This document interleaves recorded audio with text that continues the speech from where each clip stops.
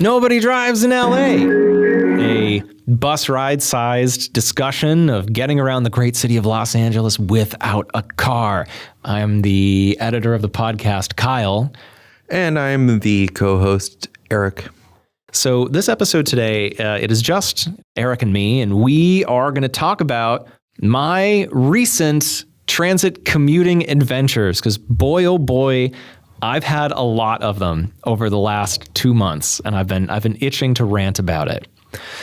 Before we get into that, I wanted to share a little bit of concerning national transit news that I saw on the bus on my way over today, and that is Philadelphia's SEPTA is proposing a 45% service cut to their entire transit network.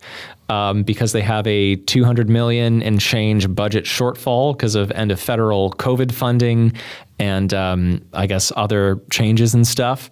So they're proposing 45% service cuts, a 9 p.m. curfew, turning 2 trolley lines into bus lines, and eliminating 5 regional rail lines, which would be absolutely devastating. And as a Pennsylvania boy and someone who had my first wonderful experience with Philadelphia Transit, save that. Turn that around. If you have connections to Pennsylvania, email Governor Shapiro, email your representatives, and fight for this. It's really an amazing system, and I am concerned that we will be seeing more dire situations like this as the dark days of Trump 2 roll along. Yeah, that's bad. I don't have any comment. I'm trying to remember if I've taken SEPTA or not. Acela, is it called Acela? Is that one of the Northeast train that's almost high speed? Yes, I've taken that. And do those networks overlap? I think the major rail like the Amtrak station in Philadelphia, you could transfer to SEPTA and the other lines that go through. So you probably would have encountered it. Well, I've been to Philadelphia on train. Yeah. So does that mean I took SEPTA? You could have taken SEPTA. You could have taken Amtrak. So SEPTA is like if you have LA Metro and Metrolink and the San Francisco streetcars and the bus providers all rolled into one. Like SEPTA is the only transit agency in the country that covers regional rail, bus, trolleys. I think they have like a ferry service or something, but like they cover whatever the 5 major modes of transit are. SEPTA covers all of those. Whereas where we have out here in LA, we have Metrolink that goes intercounty. Yeah. We have Amtrak that goes interstate. We have Metro that is just, LA City and surrounding cities, and all of our various local bus operators. SEPTA is a Goliath that covers all of that stuff. And it will be truly devastating to see that go away. And if you like sports, you won't be able to get back from Phillies games on transit. Like, in what universe is that a good idea? Well, the universe where people turn to private automobile manufacturers. And I don't know, maybe there's a private automobile manufacturer who has the ear of the president or something, like a worm tongue type situation. But I don't know. Who could have who could be our worm tongue? Who indeed? I guess so from that kind of a standpoint, it feels like LA so far has been kind of insulated from that stuff. And from my understanding is that we as a city routinely vote to fund our transit. Like, is that based on your knowledge? I feel that way. Yeah. I feel like we're constantly saying, okay, raise the, give us a slight tax raise I feel like everything though here is, I feel like the argument, the rationale for that people buy into raising their taxes to give to transit agencies is that we promise that it will make it easier for drivers. Yeah. And I think that's why so many people buy into it, to be honest. I think people think, well, if it's going to get people off the road, and I don't know if I feel like automobile traffic's always going to be terrible, personally, or at least for the next 300 years or so, give or take 20. I don't know. I don't hear. It's funny because I don't hear people making the argument that it's just like, I don't know, just that it's better for slowing global warming. Like, I don't hear environmental arguments made about why we should have more mass transit as an option. I don't hear as many arguments about it's nicer when, like, I don't know, wouldn't you rather just people want driverless cars, right? Mm-hmm. Like a train is, for all intents and purposes, a driverless. Big driverless car. A bus, you're not the driver. It's nice.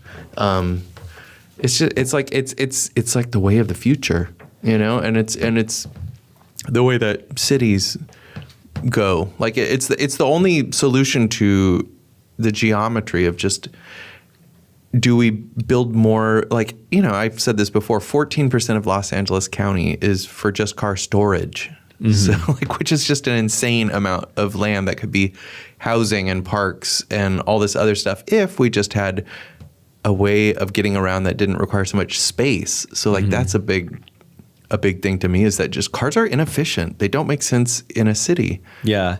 That's a strategy I employ when talking with conservative friends, and even to a lesser extent when I'm working with salt of the earth people on sets. Practically speaking, as you're saying, people don't care about the environment. They don't care about that sort. Well, those of us who do care about it deeply and intensely, but like purple folks, red folks, you gotta serve their self-interest. Yeah. And as you're saying with drivers and, it's going to make it easier for cars. Great. Everybody wins. Yeah. So I feel like when I'm talking to my conservative relatives, strategy that I often employ is to talk about, like, they live in a forest, and their small town just built a power plant a couple of years ago. That's an eyesore on the mountain, cut down a beautiful stretch of forest for this disgusting gas plant. And they're like, it's an eyesore. The air smells bad. Our water quality is going bad. So when I talk to them about that, like, hey, here's, when you fight this thing, this will improve your water quality. This will improve X, Y, Z. We agree on this. Like, it serves your interest.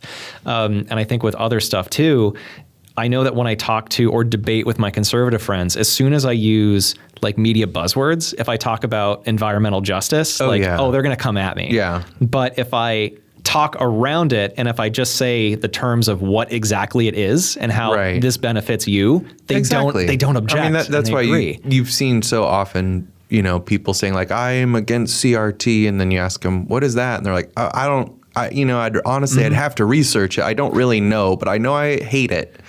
So, they just get their talking points from the talking heads of legacy corporate media, which is all conservative. Yeah. Despite, what you might think. And I think it goes to saying that a lot of us as leftists, or if you're a Democrat, or if you're not a Democrat or whatever, I think there is a strong argument to be made of, we like to intellectualize. Part of the work, though, is just talking to people in understandable language. I was working with an AD on set, who's the person who directs the whole crew, and I respected this guy so much because he just said, "Hey, I lost my can you guys find my coffee cup on the table or whatever? I lost my And like, just hearing that, like, we get it, And I know that if I tried to say that exact same thing, it would take me 4 sentences, and no one would get what I was saying, and they'd be throwing daggers at me the whole time. But yeah, I think I think there's a case for us to, like, plain language, talk to people, be practical, because we know transit, and we know getting around without a car is good for your wallet. It's good for the environment. Right. It's just good. No, I kind of agree, except I think that it's okay to use jargon and acronyms and all that stuff when you're talking to people that are already on board with you. Yeah. Yeah, exactly. You can talk about critical race theory with someone that's on board with critical race theory.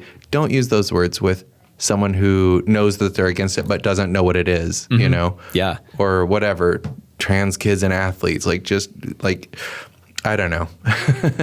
I guess there is no acronym for trans athlete, whatever. Don't give them ideas. I know. Don't give them ideas. I mean, and they like, that's a constant thing on the right too, is that they'll take words that have been. I heard a Leadbelly recording like from probably the 30s where he says woke, and like if you weren't saying woke more than 5 years ago, I just feel like don't say it. Yeah. But people that were saying it 100 years ago, you can talk to them and use that term and they'll know what you mean. But the right takes it and says, actually, it means this now. It means scolding people about, whatever. Like they're good at taking stuff, and the left, well, the opposition, because liberals to centrists we don't have a true left. Yeah, there are a lot of people are just sort of centrist libs, and they're happy to just be like, oh, okay, I guess we're not using that term anymore because that's what that means, Mm-hmm. So tell us your transit adventures. So, all right, my transit adventures. Do we want to hear about motors? Do we want to talk about cycling, or do we want to talk about Metrolink first? I say maybe talk about cycling first because we just had. Did you go to Ciclavia, by the way, the last one? No, I had to work and overnight. You had to work. So I got the day off, even though I didn't ask for it.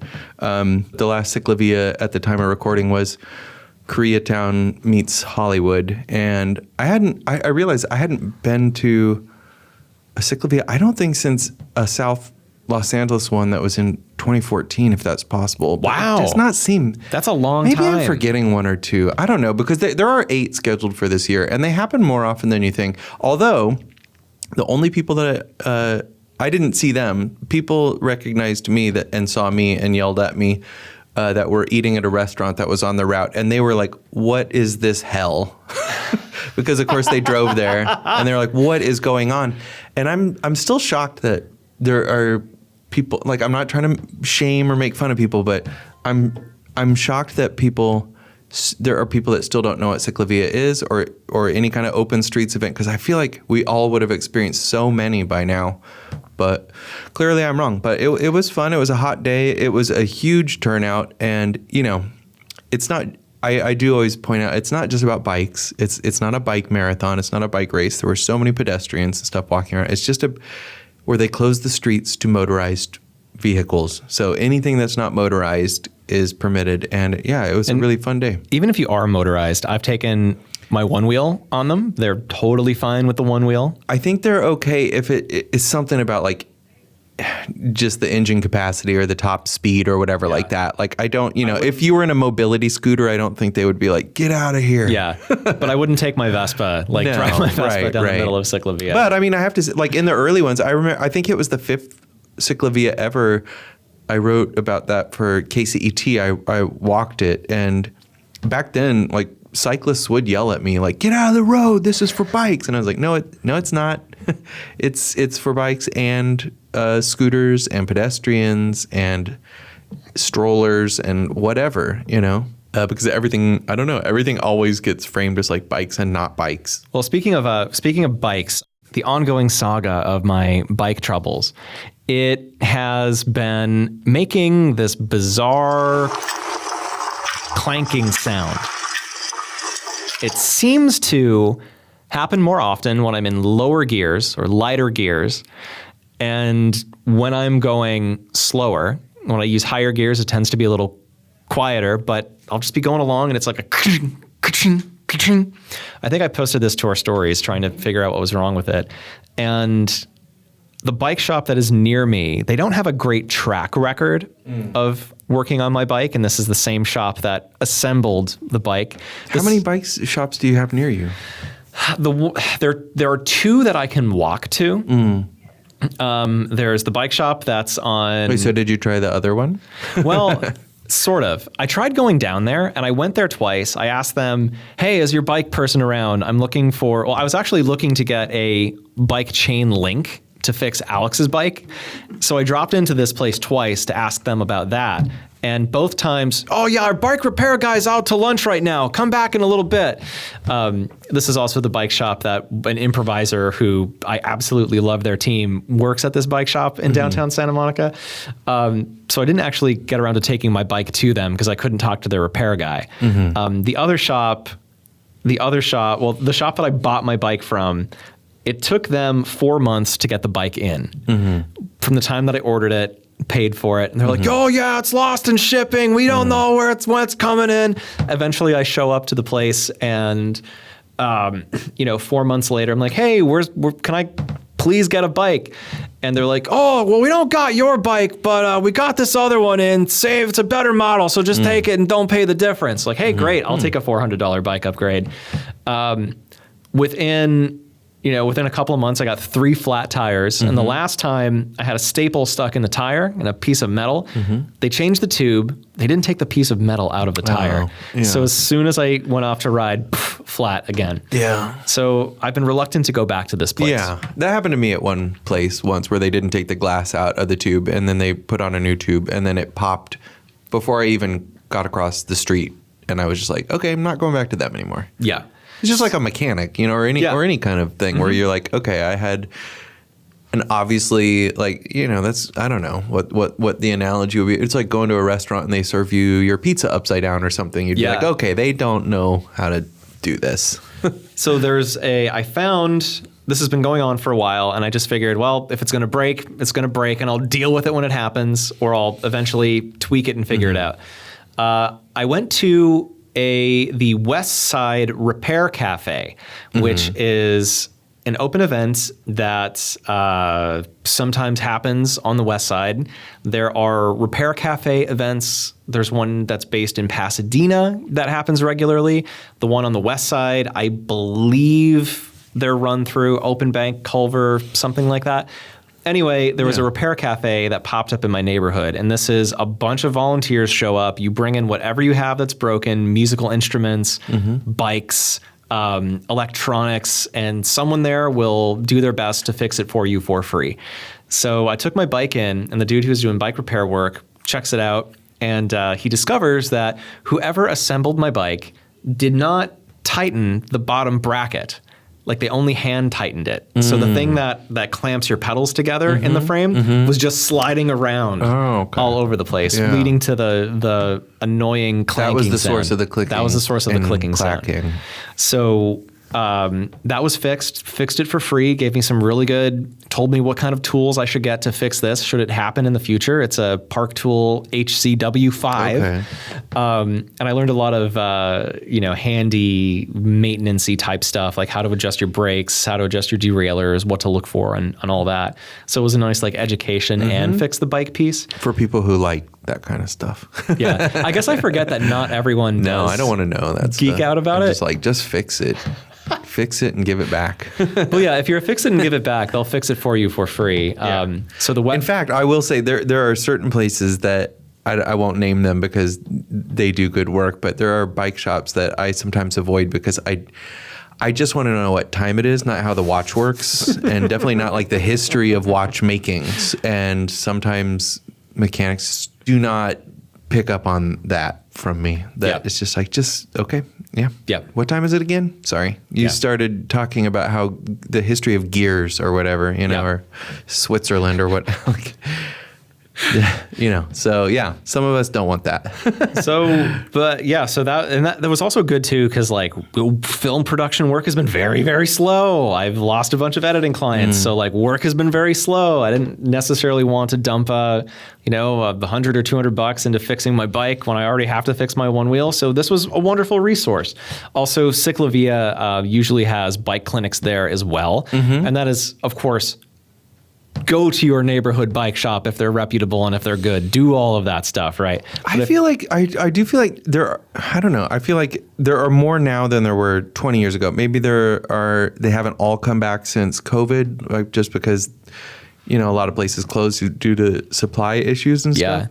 But at the same time, a lot more people, I feel like, started riding. I feel like anecdotally, more people are riding bikes. More people are out there on bikes now. I don't know. I feel like it's kind of like restaurants, just with the whole, it is one of the good sides of things being online is that if you're really bad, people will just have bad reviews and you'll go away and hopefully find something that you're good at, Or I feel like there aren't as many bad restaurants anymore in the age of Yelp, even though I don't use Yelp and it just seems like it's all 5 stars or 1 star petty complaints about whatever. But I don't know. I just think that, since the discussion can be more, it used to be a lot more of a shot in the dark, you're like, I'll go to this place, and then you have no idea what, and especially, I'm sure they still do this, but when I did have a car, you would feel like people would size you up and like, this guy doesn't know anything about cars. And then they would tell you, like, oh, okay, so yeah, it's your, insert Scranton voice. Your confabulator needs to be replaced. Exactly. You got to butter We need your to flush bearings. everything and do an entire engine flush and all that,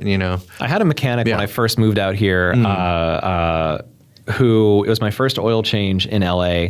And I asked a friend, like, hey, who do you go to? And they were in Burbank, me being in Santa Monica, me in Santa Monica thinking, okay, sure, I trust their recommendation because that's what you do in the country town where I had lived before. Like, my Vespa mechanic in Waymart, Pennsylvania hooked me up with the best apartment I have ever had. Anyway, so I go to this mechanic and it takes him 3 days to do an oil change. And when I get my car back, he left a greasy sock on my seat, like an athletic white tube sock that you would wear to go play soccer, on my driver's seat, covered in oil and grease. Well, I'll tell you, when I had a car, I always thought I could either go to the one closest to my house or the one closest to my work at Amoeba, and what it came down to was the guy at Amoeba gave free baklava. So I would usually go to him. But yeah, that's because they both did great work. But yeah, I was just like, ooh, this guy has baklava. The other guy doesn't have anything. Just instant coffee and non-dairy creamer. I would take baklava over greasy sock any day. Like, can I have more than one? Like, oh yeah, my friend. So my bike has been returned. It's been repaired. It's no longer clicking. No longer clicking. That's good. And in the meantime, I painted my bike. Oh no. I paint all of my stuff, my guitars, my furniture. It's very much a pandemic hobby that my initial hobby came from my drummer back home. He was like one of my best friends from childhood. He got another band that he was also drumming in, and they were a much better band than our band. Like, they practiced regularly. They were focused. They were doing well executed pop punk stuff that resonates with people, and not stuff that needs a 10-minute primer to get into like I was writing. And they were all wonderful, wonderful guys. Like, I cannot say enough. Like, one, they're a great band. They're super nice people. I'm still friends with all of them. And but their bass player, who, I'm a very technical bass player. Like, people tell me I play bass like a lead guitar. Their bass player only root notes. He's playing with my drummer, one of my best friends, and he's playing with the same model guitar, same color, same multi-effects unit that I was using. And I saw them play, and I was irrationally pissed off at this guy. So do you want to say their name or no? So the band was E57. The guys are Josh Zurich, Duds, who's an amazing guitar player, and the bassist is Chris Sheeran, really nice guy. And my drummer, my friend AJ, I think he goes by Shrimp Socks on Twitch or something like that now. But he was the drummer for them. And I was so mad. And I was so mad too because they're all so nice. And I just wanted to be petty about it. So I went, as soon as I got home, I sanded all of my and just started painting all of my guitars. Like, I don't know what I'm doing. I gummed up all the spray paint heads, made this really neat kind of spattered look on it. And ever since, and this is a good 10 years later, I've been painting all my guitars, all my furniture, my one wheel, now my bike. That's funny.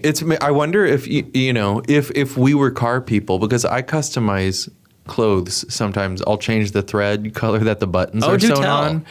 And I'll dye stuff. I used to buy white dress socks and white dress shirts and then dye them to match when I was in college and stuff. Yeah. I just ordered 3 white pairs of pants that I'm going to dye for spring colors because I'm still wearing my dark half of the year winter season corduroys today. So yeah, I believe in seasonal wardrobes. But how do you dye your clothes? Rit dye. Like, how do you do it without staining your sinks, or like how do you do it? You can use use your laundry room thing at night, and I mean also you can do it if you have a big pot or but it does take space. I had a neighbor who left behind a 5-gallon bucket, so I was thinking about doing it in there. Because that'll give me room to stir stuff too, stir it and have a nice even dye job. But yeah, I used to dye lots of stuff, but now if a button pops off, for sure I will I used to even embroider in the names of some of my shirts. Like this is Beach Boy that I'm wearing right now. Oh. Yeah. Looks like something, Brian Wilson would wear. Yeah. And Mike Love and all of them because Yeah. they would all be matchy. But Yeah, it's definitely something I would see on the beach. yeah. So yeah, most of my... the idea is if I ever have like a valet or any kind of like manservant, that I can then tell him like, would you like after you draw my bath, would you lay out Beach Boy, and then that's what I'll change into in the morning, and then I'll tell him what I want my evening wear to be. So, yeah. Amazing. I hope that day comes soon. I just retired a shirt that I'd had for a long time that I really liked called Puddin. That was like the color of this blue Korean laundry soap. And I had embroidered on it in Korean on the pocket, really small and orange, because I like orange and blue together. Yeah. Good to know. Good to know. But I had to retire because I had mended it. So, after a while, you're like, this shirt is disintegrating. Like you can sew it, but it's turning diaphanous. It's time to go in the compost. So I put I sorted my clothes the other day, like that were for composts and the ones that were for just the dumpster. I'm trying to just wear compostable stuff now. Linens and hemps and cottons and not, plastic clothes. Yeah. I've been using all of my ripped plastics, one as patch material. I have a bunch of work pants that all ripped in the exact same place. And so I use... Wait, what place?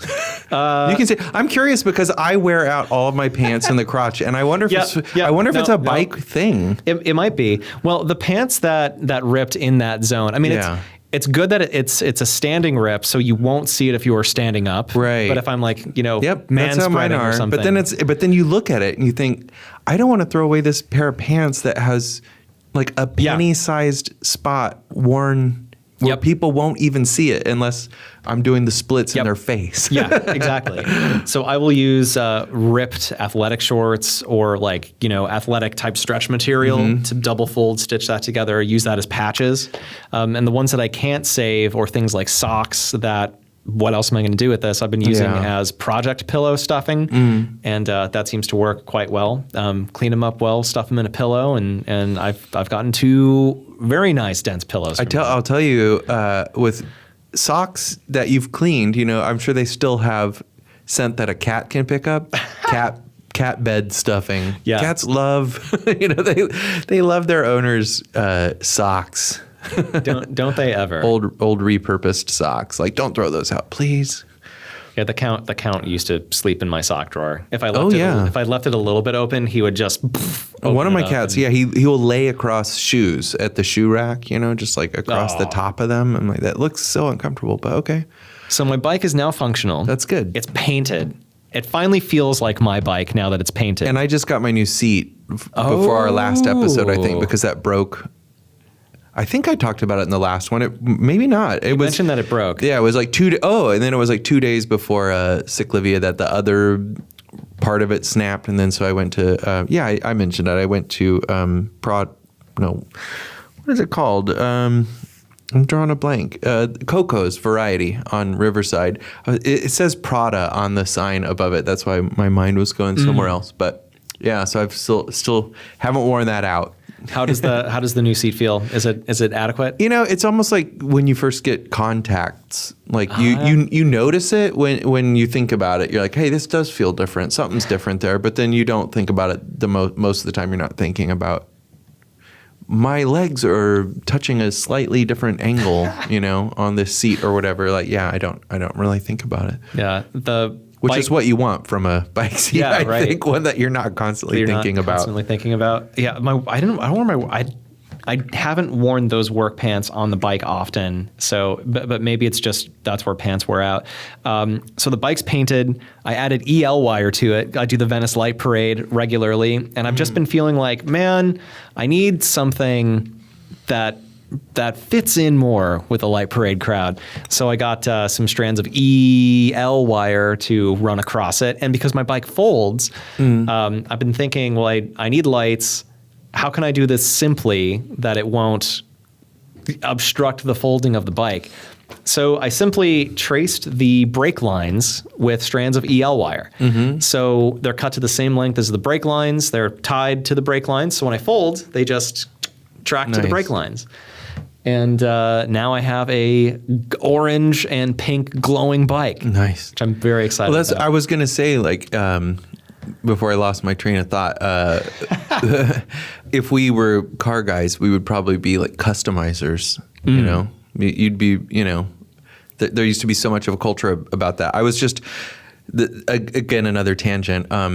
Papa Christos, this Greek institution, is closing at the end of, or May 5th, I think. And then Patra's closed last December, which was a Greek started sort of burger burrito place like that. To me is, I'm fascinated by these very specific, even though I don't eat meat, I'm fascinated by these places that are burgers, burritos, and pastrami sandwiches. And that all have Greek names like Astro and Troy and Dino and. Wait, Astro is a Greek name? It was, Astro is Greek for star, I think. So, yeah. Oh, I never put that together. So there used to be 3 Astros, and there's the one on, but all these Greek restaurants like that, like there's multiple Jims, there's multiple Georges. You know, they were chains in the 50s, 60s, 70s, and then they sold, and then they have different owners. Most of them don't. So they've all kind of just adapted over time. So like I think it's a Tony in, it's like Glendora or Monrovia. It's Tony's Donuts and Burgers because it's owned by a Cambodian owner, and Cambodians are in charge of the donuts. There is a whole documentary series about that. So it's just like this weird thing where it's like pastrami that comes from Turkey was introduced to the U.S. via Jews from Romania, and then moved out of neighborhoods like Boyle Heights where they used to live, and then it became more Latino, and then Greeks took over, and so that's why you have like these pastramis on hamburger buns and burritos, and like it's just this. It's very Los Angeles to me. All this like, who cares about inauthenticity? We just want to make whatever people want in this neighborhood. So you've got people. A lot of these East Side places where people are still eating pastrami.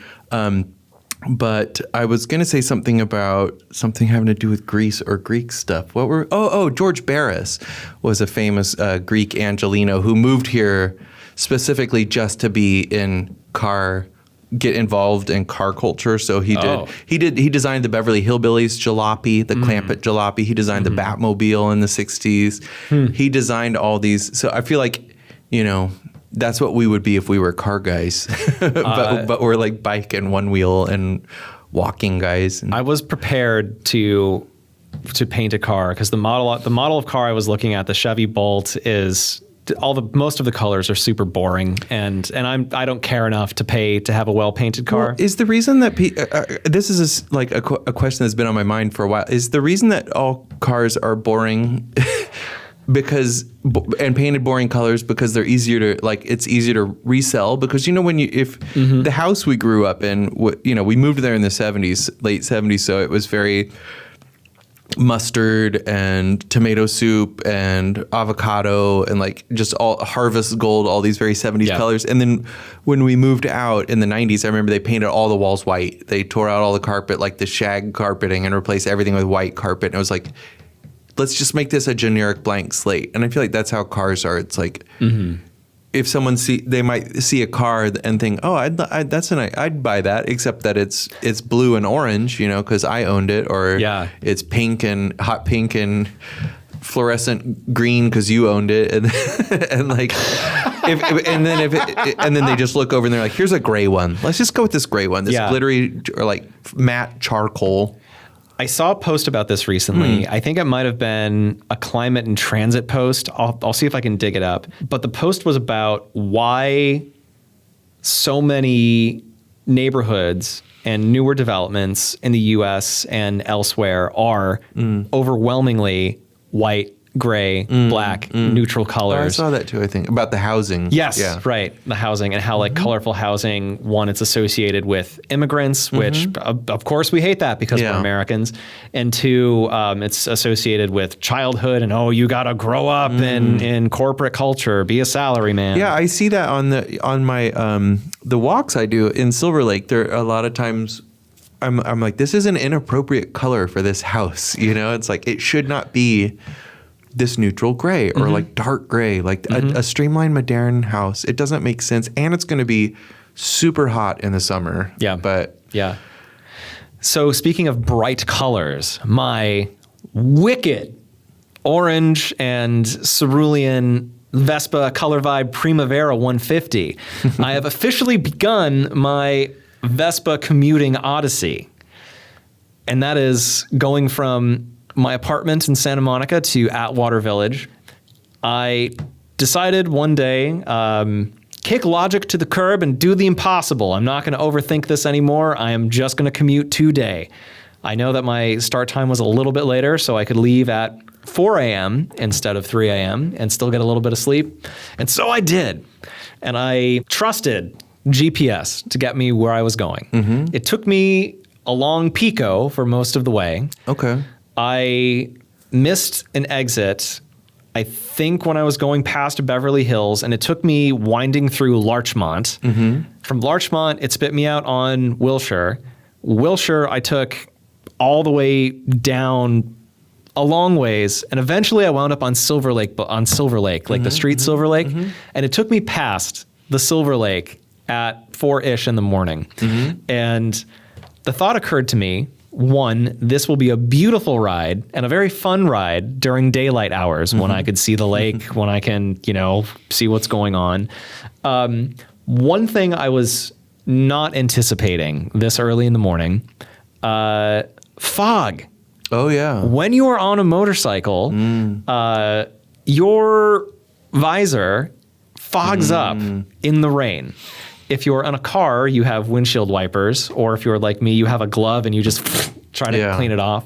Eventually, though, I just got so frustrated with it. My stigmatism is really bad, so glares and other stuff bothers me. So I just did most of this hour-long ride with my visor up, which had an added benefit of, because it was only fog, the droplets weren't really hurting. Right. Like I've ridden my old Vespa through torrential downpours in PA, and going 30 miles an hour with an open-faced helmet, that stuff hurts if you're getting rained on. Fog mist, fine. It happened to keep my contact lenses moist by the time I got to work. I wasn't anticipating that. So 4 a.m. traffic along Silver Lake, along Fletcher, into Atwater, fantastic. Like easiest, most relaxing. I can do this every day. This is amazing. Yeah. Then on the way home, I did the same route. Well, it wasn't quite the same route, but I went through Silver Lake back around midnight. Midnight, there's a lot more people out. Yeah. And they are a lot more aggressive on those stroads. Yeah. I was not anticipating this. Yeah. And the biggest thing with motorcycle riding that I find is, and to a lesser extent, bike riding too, but 50% of it is you just have to keep yourself calm. And I know when I'm on a bike, I know how to escape. I know how to evade. When you're going around the curves that are around Silver Lake, because some of those roads got like, you can make like a curve at like 30, 35-ish. It's easy when there's no one behind you. When you're trying to pay attention to car behind, car on the side. I'm in the left lane and there's people coming at me on that side. I can't avoid. They want me to go faster. Oh, crap. Very nerve-wracking. And then it took me through some of the stroads. It was not Wilshire, and it was not, I think like I went down Fairfax for part of it, but those roads were not well maintained. And on the stroads, people were going very, very fast. Yeah. Nighttime drivers like to drive recklessly. So I didn't enjoy that at all coming home. So I've been looking for other routes. The next one I tried is taking Santa Monica Boulevard. Yeah. And it's a very poorly maintained street. So I find, the way that I went in the morning, again, 4 a.m., I did Pico up Westwood, onto Santa Monica. Mm-hmm. Got on Santa Monica and Beverly Hills, took the through pass way down. Mm-hmm. And that is a very fun route on a motorcycle. Yeah. It's a straightaway. The speed's not too high, so you can get some speed Yeah. going, but you're not going to get obliterated. I guess it's the Hollywood section that's just really bad. Yeah, right. And so going through WeHo in the morning, it's really, really cool. Like WeHo's just, there's a lot of neat storefronts, a lot of the neon signs are still up, but there's nobody around because it's so early. And then eventually it spit me out in Los Feliz or Los Feliz. I'm not entirely sure what the correct the pronunciation is. But neither were the people that decided to not pronounce it the way the family did, who now tell people that you're pronouncing it wrong if you pronounce it with a Spanish pronunciation. Oh no! So on my way back through WeHo at midnight, WeHo's a poppin' neighborhood. Yeah, it's kind of known for that. So I was also not expecting that because I've only seen it at 4 a.m. Wait, have you ever been on the pickup line? So you haven't been on the pickup line, right? Like that's the free nighttime bus. No, what's that? It has they play music on it. What? They give out condoms. Are you serious? It's like yeah. Where do you find this? I think it goes in a loop. It might just go up and down Santa Monica Boulevard because that's more the gay part of West Hollywood. There's not it doesn't go up to the Sunset Strip, I don't think, unless they've changed the route. But yeah, it's just this free because there are so many, nightclubs, dance clubs around there and stuff and bars that you don't want people. It's also very hard to find parking over there. Whatever. It's better if you don't drive in West Hollywood. And so, they have the pickup. And it has a very sort of saucy Instagram account if you want to follow the sauciest of mass transit Instagram accounts. Yeah, it's all like innuendos like "come on and ride me," Oh my god! Is this like a city thing? Is this? There's a daytime equivalent that's called, I think, City Line. Okay. And then at night it's the pickup line. Interesting. Yeah. So going through there, I wasn't ready for the amount of traffic clog that would happen in the right lane from people getting dropped off and Ubers getting dropped off at bars. So when you're riding a motorcycle, lane splitting is legal in California. So traffic's slow. You can just go you can go in between the two lanes, bypass everybody. That requires a little bit of skill. And at midnight, after a 15-hour day, I wasn't feeling up to it. Yeah, it feels really nerve-wracking to me. It's scary to just pass cars on my bike because I know that they might just decide to turn right without signaling at any moment. And it's happened, and I've been hit, from cars doing that. And they're just like, oops, my bad. Do you want some water? I have some bottled water. And like, no, I want you to. Or like that girl that hit you and tries to give you her phone number. Oh, yeah. Or tries to get your number. number. She crashed into my parked car, though. So, okay. Yeah. She did me a favor. So that was a sight. I think that slowed me down a bit. And once I'm more comfortable lane splitting, I think I'll have a much easier time with it. But that just comes with skill that I don't have yet. So that was an experience. I thought, I will just take Santa Monica Boulevard all the way down because the Santa Monica YMCA is on 6th and Santa Monica, right? Just follow it all the way down. Great. I know the section in Beverly Hills is fine. What I wasn't anticipating is that Santa Monica Boulevard turns into a highway in West LA between Beverly Hills and Santa Monica. So I'm going down, then all of a sudden, here are 2 or 3 extra lanes on the sides of me. People are going much faster now. And I was not ready for a highway. However, with road hierarchy, how I find drivers treat you like if you're on a bicycle. Like they will try to hit you. Drivers will be cool with you if you're on a one wheel. If you're on a motorcycle, I found them to be very, very respectful on the highway. Like people could have tried to tailgate me or whatever, but folks just gave me a lot of room. They were like not trying to intimidate me. They'd scoot on aside if they needed to. But when I hit the highway, my 150cc bike, it was keeping up with, going, I think I got up to 55 or something like that. I was going pretty fast. And it helps too that there are traffic lights on that strip. So you're kind of limited to how fast you can go. wasn't anticipating it, was a little scared, but it wasn't as scary in hindsight. Like, I think I can do it again, but I don't want to. Well, it's interesting that, so the last of the Silver Lake walks that I did was Sunset Junction and Sunset Triangle Plaza, and both of those were train junctions, train intersections, basically. And so the Sunset Junction is formed where trains split from Sunset Boulevard to go down Santa Monica Boulevard all the way to Santa Monica. So a train started going down that way in, I think, 1895. And then the junction came when a train went up, continued up Sunset Boulevard, which wasn't then Sunset Boulevard, to Hollywood.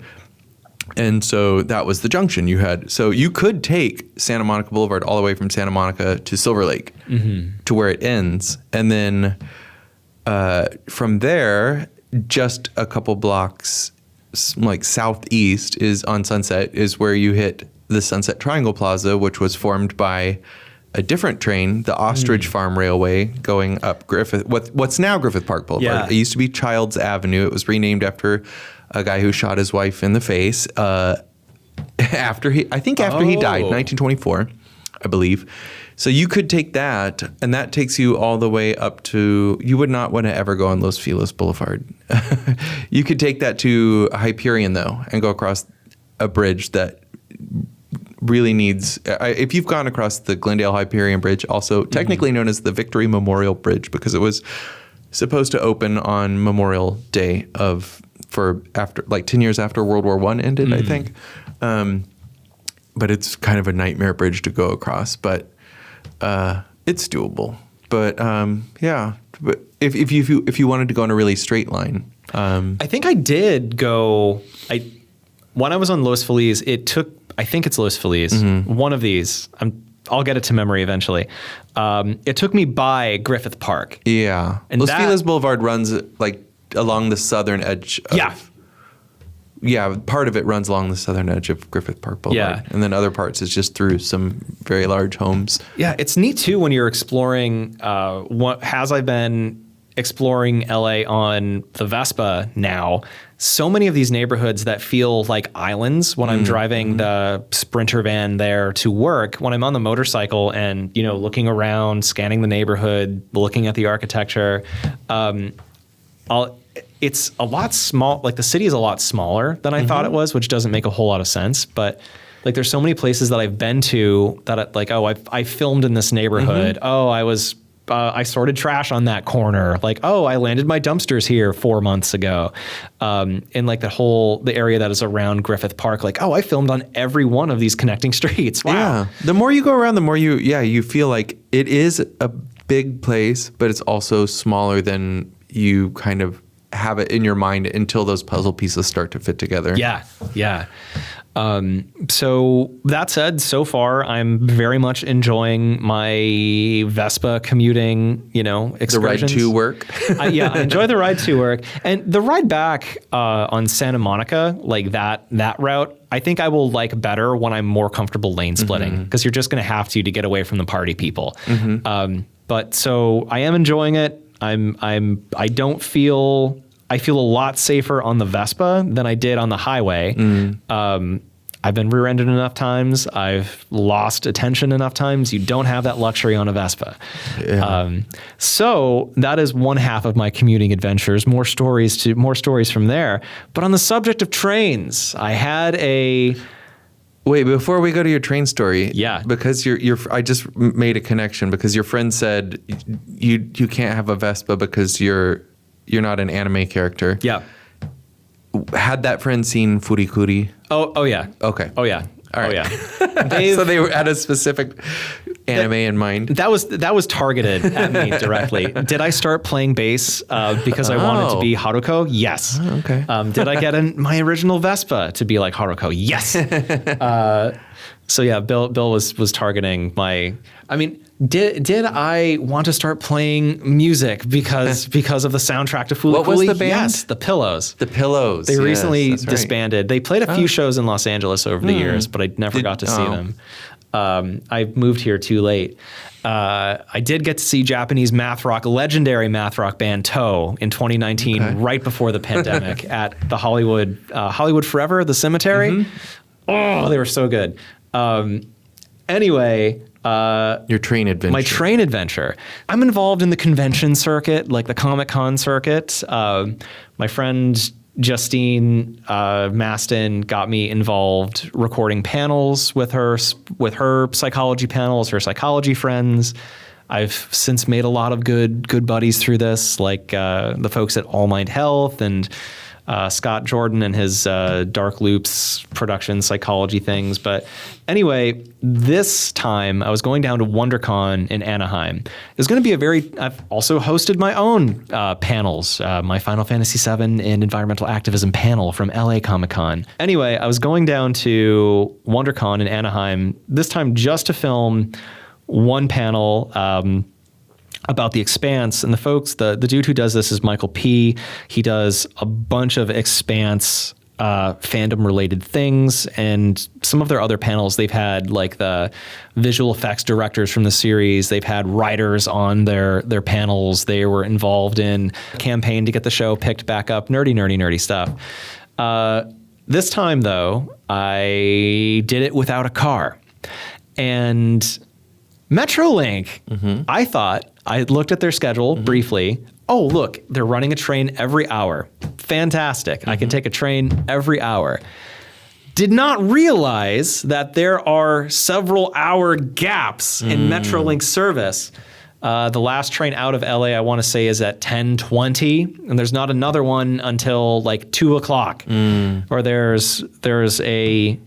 I'll rephrase and say there is a several hour gap after the 10 a.m. train until the afternoon. And I like to sleep in. Like 11 o'clock is a perfect time for me to leave. I can wake up, have a cup of coffee, wind up, whatever.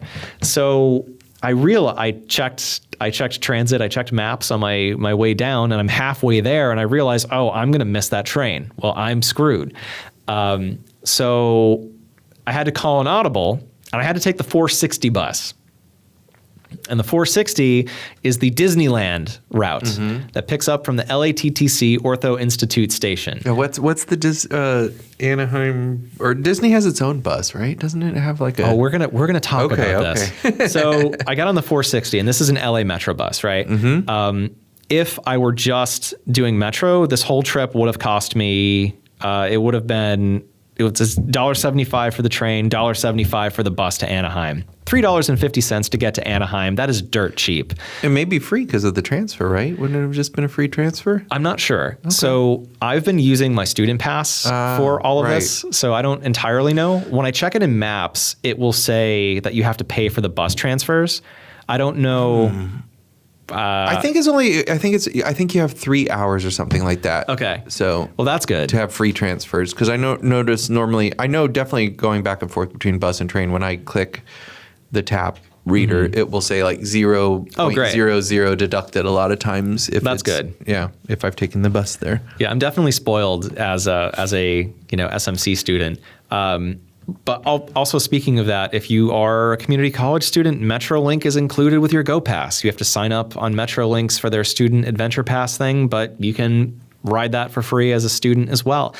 So the 460 bus, it took about 2 hours to go from LATTC Ortho Institute Station to Disneyland, which is the end of the line, right? So it was a surprisingly chill experience on the 460. This is my first time on one of the highway buses. Those lanes are amazing. Like the dedicated bus highway sections. Dedicated lane. Yeah, like it traces part of the path of the J line. Yeah. Down that way, and I was like, I can get behind this. Yeah. It for the distance you travel, like I think 2 hours is comparable to how long it takes to drive most of the day. So that is fairly in line. It's super, super cheap. On my last day going down, the bus was ahead of schedule. So they had to stop at one of the parking lots near one of the highway bus stations and just camp for 10 minutes because they were too far ahead of schedule, which I don't think has ever happened in the history of LA Transit. Oh, that's happened to me. Oh, great. Yeah. So they got us to, great experience on the 460. However, that is like all told, that's a 3-hour trip from my E-line transfer, give or take a verse. So that's a long time. And Metrolink, it's 40 minutes tops. Cannot beat that.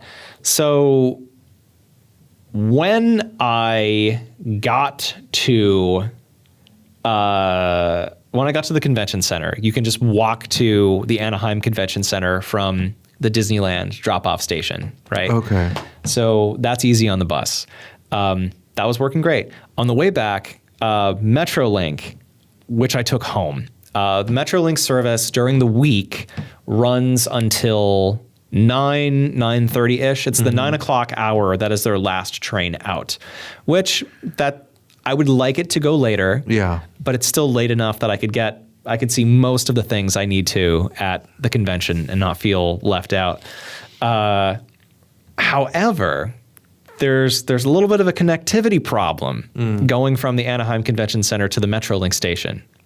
And that is you have to take the Orange County Octobus, which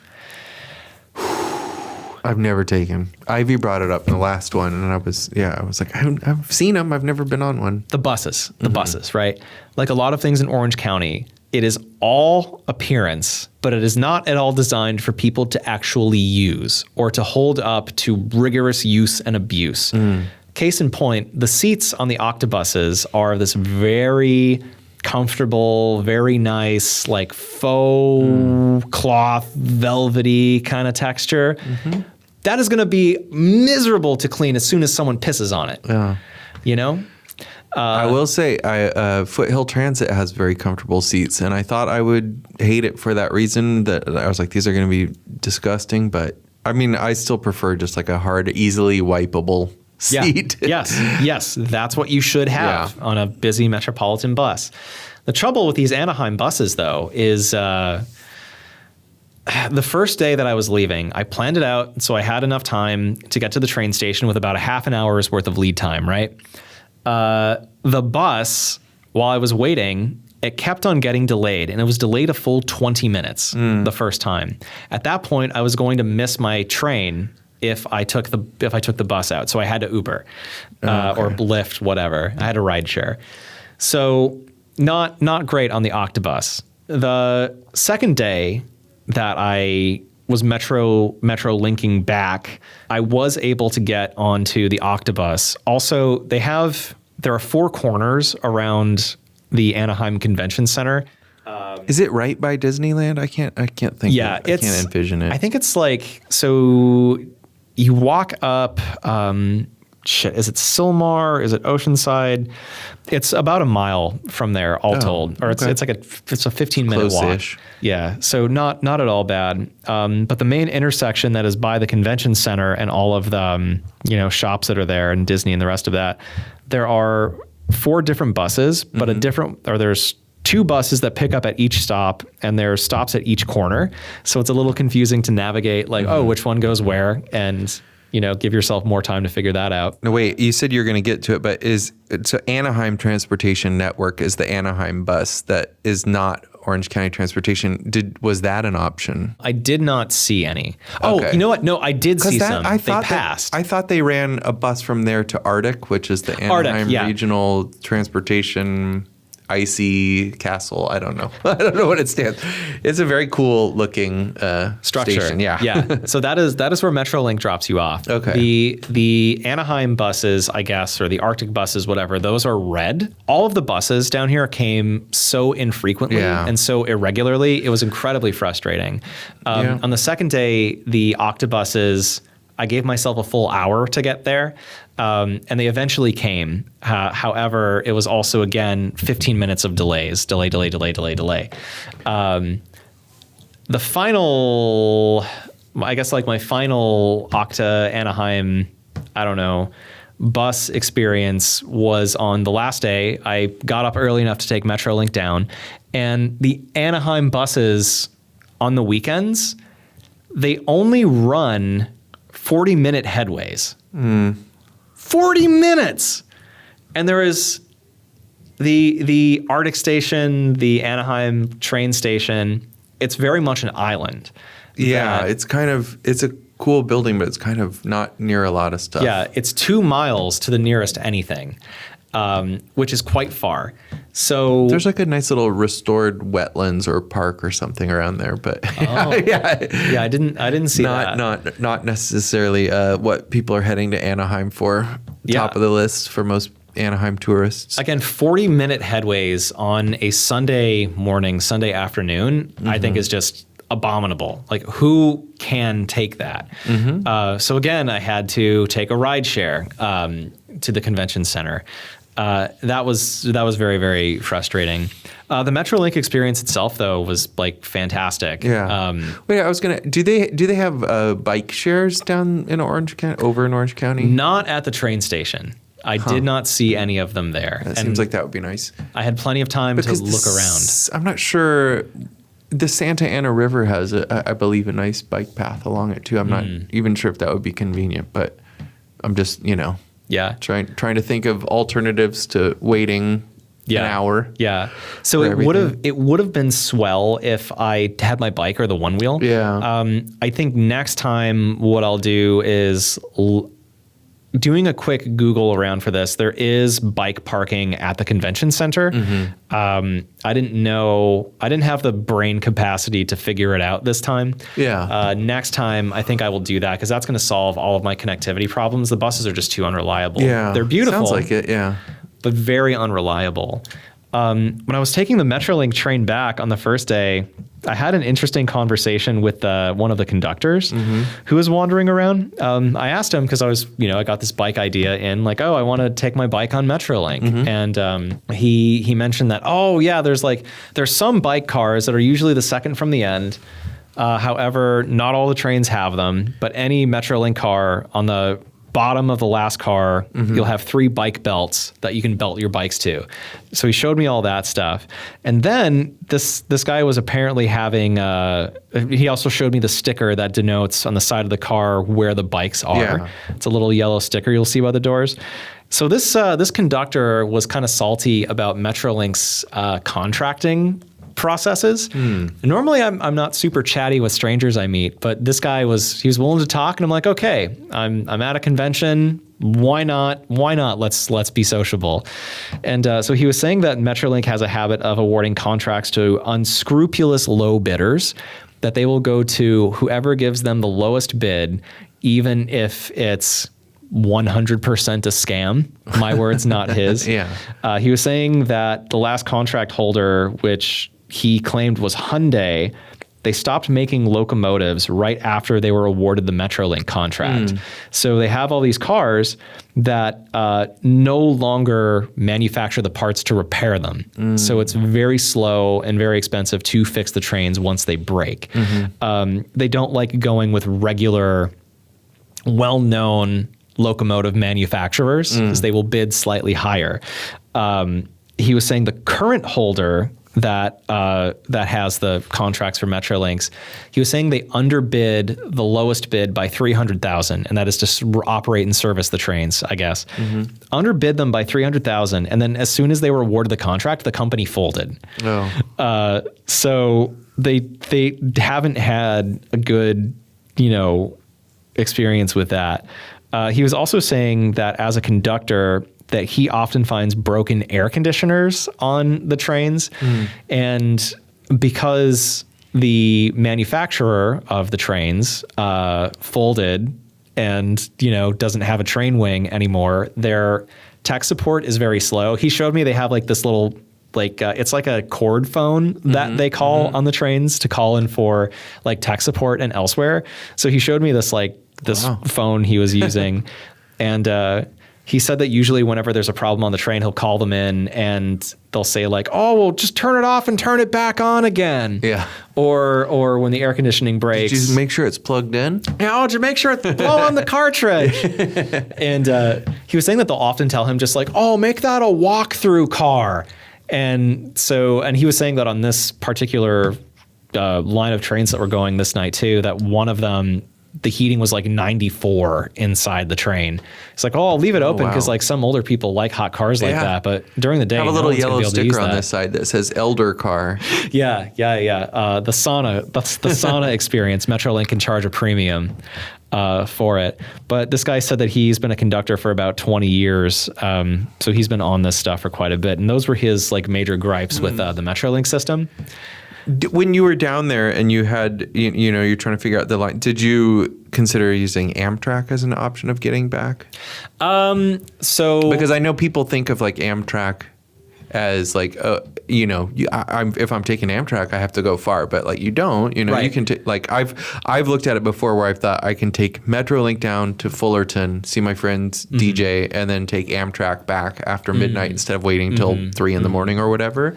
And I don't know what the pricing is like, but it's like Metrolink where like the shorter the ride, the less it costs. Yeah. And I don't know. For me, I'm willing to splurge a little bit on something like that because I'm still, you know, at the end of the day, and the figure I repeat all the time, I'm saving $13,000 a year not owning a car. Right. So it comes out of my $13,000 a year, my annual raise / bonus or whatever. Right.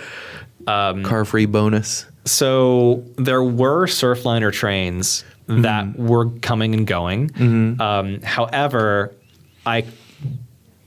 the way work has been, I need to be very wise with my money. Budget conscious. Yeah, I could not pass up a free trip back and forth to Anaheim. So a free you can trip, always not pay and get on the train. No, just that is sure also true. So I did that on accident once. I was trying to find the app and pay with the app, but I was literally only going from, I think, Burbank to Atwater, so it was just one stop. And I was like, I guess I'll just get off. Like, they can't arrest me for that now. Yeah, I took 3 Metrolinks back, and there was 1 fare inspector on the first day. The second 2 trips, all the way from Anaheim to Los Angeles, there was no fare inspection. It might have just been that I was sitting in a place that didn't get, called, but it wasn't. It's not like the Surfliners or the Amtraks I've been on, where every train is ticketed constantly. Or a train across the U.S. border where you will get stopped and have to show your passport, and border agents come onto the train and walk down. Oh, wow. Yeah, that's fun. I've never done that. My drummer in the Warehouse band, he's a Canadian-American dual citizen, and his wife is, I guess, she's a legal resident of the U.S., like legal green card, but she's a permanent resident, not a citizen yet. And they were going back to Canada now. So they're for a vacation to visit their folks in Toronto. So they're a little nervous about coming back in the, current current there won't be a border crossing once Canada becomes North Dakota, and it's our 51st state. That's one nice thing. Also, they're going to expect universal health care, so I'm sure we'll have that. I'm voting for California to become the southwest province of Canada. Let's do that. Maple Leafs all the way.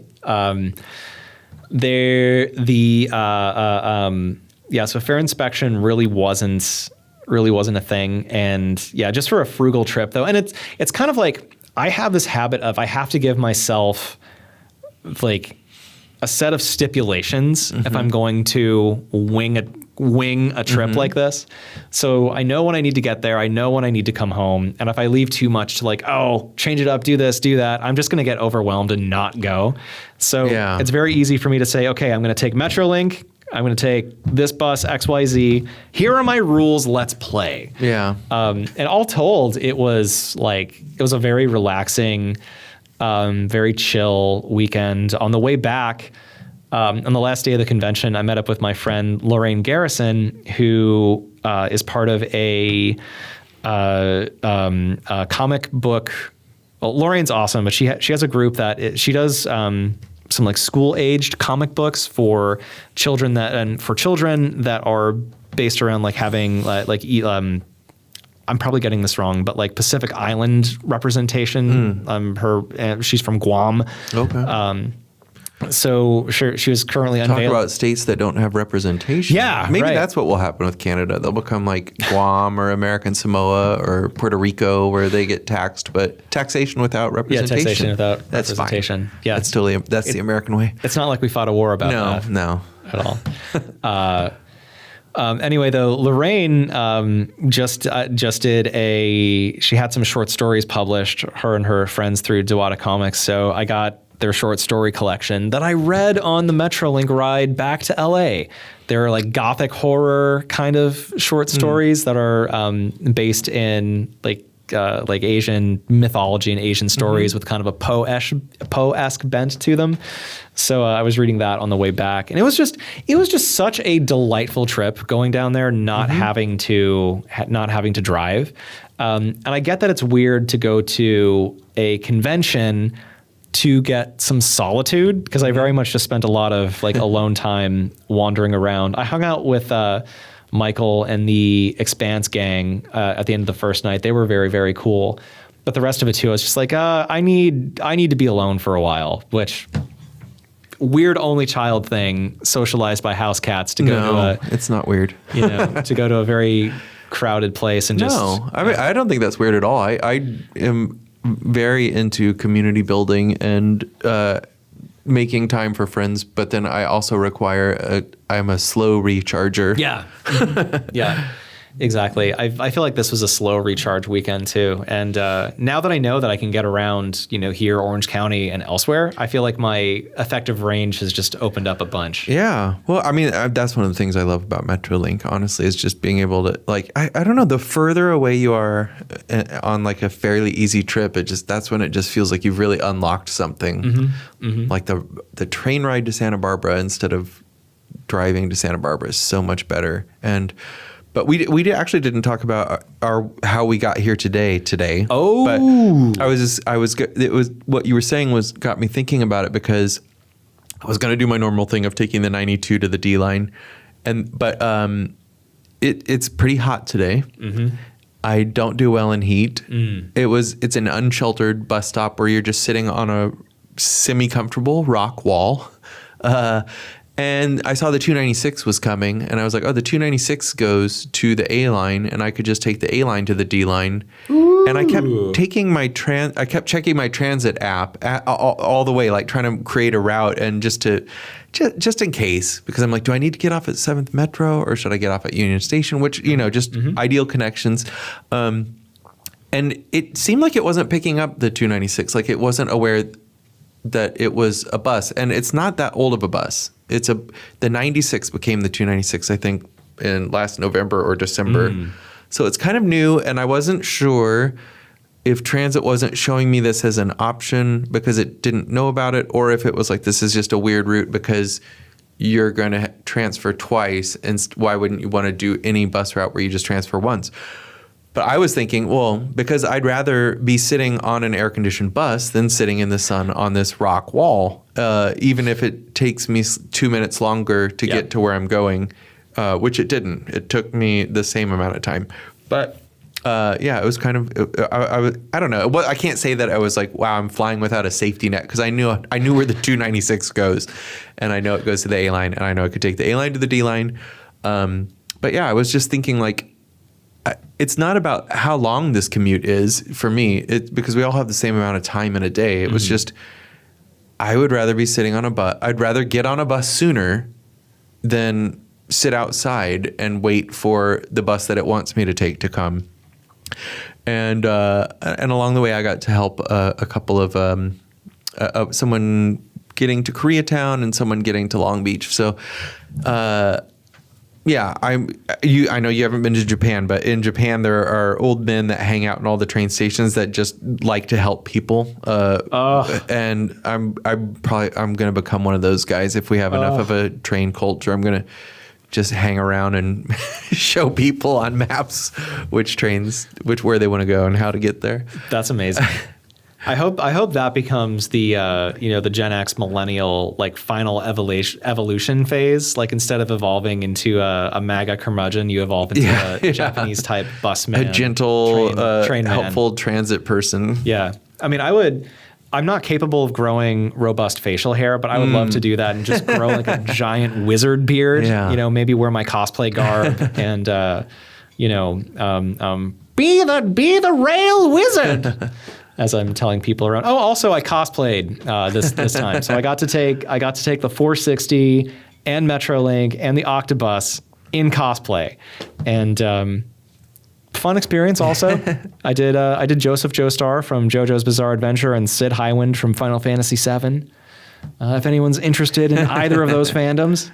So yeah, I think that's probably about it for my adventures. And I guess to close this out on how we got here, how we're getting back, I once again took the 7. I have plans to try a different route to get down here, but I just didn't have enough time to today.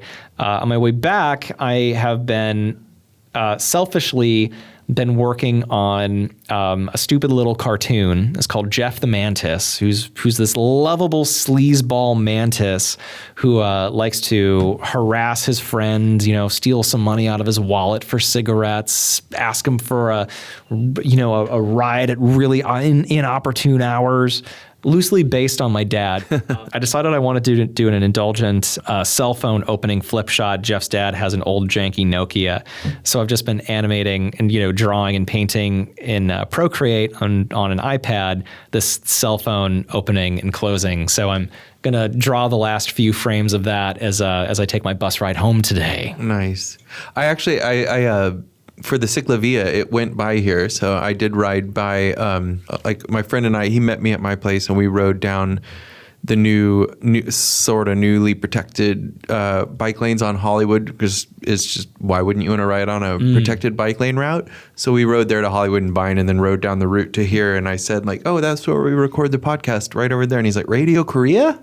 I'm like, yes, it's on Radio Korea. So, yeah, you're listening to us on, I don't know if it's 6:40 a.m. or whatever, 11:60. No, but it was nice to realize that. Well, it's bittersweet because you're like, oh wow, it would not be hard. It would be fun and pleasant to ride my bike from my house to here, if not for all of the cars. Yep. And really, if not for all of the drivers. Yeah. So to bring this discussion full circle, outside of the Radio Korea building, there is what appears to be a replica Liberty Bell. Yes, yeah. Do you know what is the story? I don't know what the story with that is. I mean, this building obviously, or the building that Radio Korea is in, obviously predates Radio Korea. It looks like it's from the late 60s. Across the street, there's these new formalist buildings that are from the late 60s. So I don't know. I wonder, or, it could have even been built in, maybe if it was built in like 1976, it could have been bicentennial fever, which is, I believe, why that Citibank on Beverly and Vermont is designed to look like George Washington's home. Because why wouldn't you want your bank to look like George Washington's home? He's on the one and the quarter, right? He's one of those presidents that was so good that he got two monetary units. So yeah, I wonder if it was bicentennial fever, if it had something to do with that. Even if this building predates that, I wonder. I'll have to look into that. And why does it feel like there's a park in front of that building? And then it's like, no, this is a private green. I mean, that's like the most parky park in. Wait, what? That's not like a public park? Seriously? There's no significant public parks in Koreatown, which is, again, to bring it back to transit, which is why I've been saying we need to turn this decommissioned Silver Lake Reservoir into a proper park and then have transit for people from Koreatown, which is the most park-poor community in Los Angeles, to get to Silver Lake easily so that they don't have to drive there, so that people in Silver Lake don't have to say, oh no, my parking spot got taken by people visiting our park from Koreatown. If we just had a dedicated bus lane, like a dash bus or something that, and protected bike lanes, then we could say we don't need to have car options. We're actually not that far from Silver Lake. It's only there's only about a mile between Silver Lake and Koreatown. Yeah. You just have to give people safe, sustainable, practical options. Can we seize the park that is outside of the Radio Korea building? It's very hard in Los Angeles to get anything designated a park, especially someone's private property. But yeah, I mean, there are people in there that are using it at all times that they are not telling to get out. Right, right. De facto park. Yeah, if not actual park. Yeah, I didn't know. I thought it was a park space because it looks like it. No, so the park space in Silver Lake, the reservoir property is about 200 acres. So if you were to make 200 acre space in Silver Lake, in Koreatown, that would displace about 10,000 people because this is also the most densely populated and most populous neighborhood in Los Angeles. So it's all those things, the most populous, densely populated, and park poorest. Right. So it would be very hard to make a big park here, but it would be easy to get people to a park that's like a couple miles away. Right. Using transit. Perhaps we poke John Yee about parks in K-Town. He's done some posts about it, and he's actually done specifically some posts about the de facto park in front of the Radio Korea. The de facto. We got the wrap up. Okay. 5 minutes. All right. Well, friends, Eric, if there's anything you want to plug really quick? I don't remember. I think I already plugged, so take it off if I already plugged it, but there was the marketplace segment that I was on. It was called Is a Car-Free Guy a Carefree Guy? Something like that. Is a car-free man a carefree man? I don't know. It was gendered. Yeah. So for me, I don't have anything interesting going on for me personally right now, though just things that I referenced in this episode. The panel that I filmed at WonderCon is There Are No Small Roles, which is all about the importance of small side characters within the Expanse universe. Like Snaggletooth? Famously. The smallest of side characters. The person who organizes that is Michael P. We'll link to that. My friend's short stories were through Atwater Comics. They're really cool. And also give us a review, rate, subscribe, comment. Tell your friends. And we gotta go catch our buses now. Yeah. So we'll see you next time.